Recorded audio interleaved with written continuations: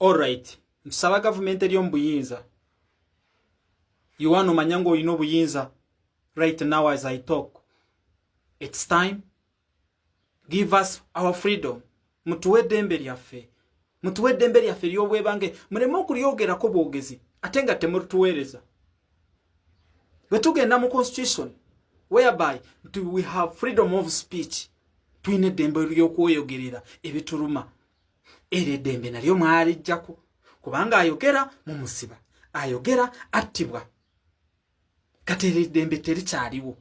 So nolwekyo tusaba mwe abali mu buyinza mukkirize constitution ekole nga bwe ino okukola.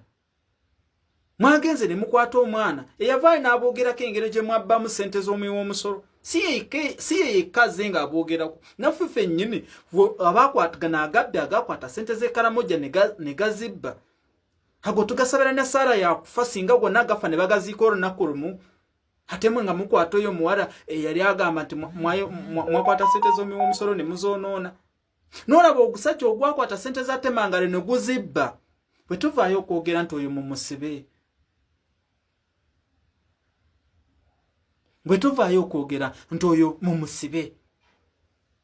Ne mulowooza okusiba, is it the solution?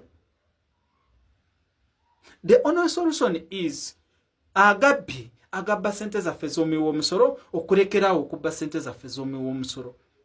It's the only solution. Abantu lwe mugenda obbasirisa ne basirika. N'olwaleero wagenda kuvaayo omulala ayogere mu musibe, omulala ayogera attibwe. Weewaawo abazze nga boogera ne babasayira ensinga. Kijja tutuuka ekiseera ng'eggwanga lyaffe Uganda ng'omugigi oguliwo gwonna ogulimu gw'abasiru. We mutaakyuse mu nkola gye mukolamu ebintu byammwe.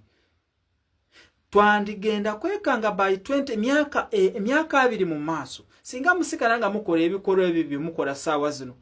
Mujja kutuuka gye tulaga nga myaka 2 mu maaso nga mu Uganda tewakyalimu muntu yenna alina amagezi nga balimu bonna basiru.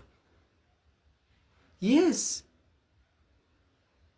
Nkyogera kituufu. Mumusooke mulaba abantu abatugenzeeko. Amagenda gaabwe nga gatankanibwa. Olw'okuba bavaayo nabo ne bastandinga kweba ebintu ebinyigiriza abantu. Olw'okuba bavudde nabo ne beegatta kwabo be balaba nti be balina essuubi ly'Abannayuganda abalala abatasobola kweyogerera. N'olaba amagenda gaabwe completely nga bagenze. Nga mu mugigi gwammwe mwagala musigazewo ba Calvin Kayanja. Mwagala musigazewo bano ba pastor abafere ababba ssente ne baddukira n'ebweru. Oyo Mondo ekyamuddusa mu Uganda kiki? Pastor Mondo kiki ekyamuddusa mu Uganda? Ebe abantu be mwagala basigalewo kubanga baba supportinga kubanga basupportinga ebikyamu bye mukola bye mwagala basigale mu ggwanga. Wano musumba omufere agenda katuti nayogera ebigambo by'obuwemu. Abo be mwagala mu Uganda era ekyo kyonkyogedde ekyeddamu.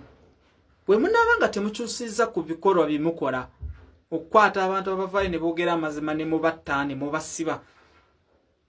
Twandyekanga nti emyaka 2 mu maaso Uganda ojja kunoonyamu omuntu ayinamu ku mpeke y'amagezi nga tolaba ng'abantu abalimu bonna biwulenge nga be mwagala bibeere. Era ekyo kyonkyogera nga si kirumamu.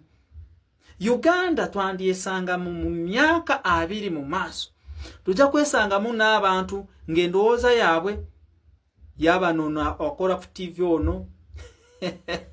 Simanyi bino ebisiba ku TV nga bitwasamira. Oyo namukadde ne namukadde munne. Abo betugenda osigaza mu ggwanga. Ng'ebintu bye boogera nga tebigatta ku ggwanga lyaffe nga just biri mu minus. Awo we Uganda we tuli. Singa temukyusa mu bikolwa. Muneeyisa.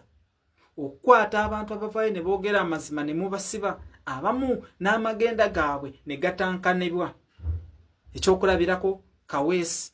Ekyokulabirako Chirumira Muhammad, ekyokulabirako Abdul Anas Kalisa, ekyokulabirako Sheikh Muzata Nuhu.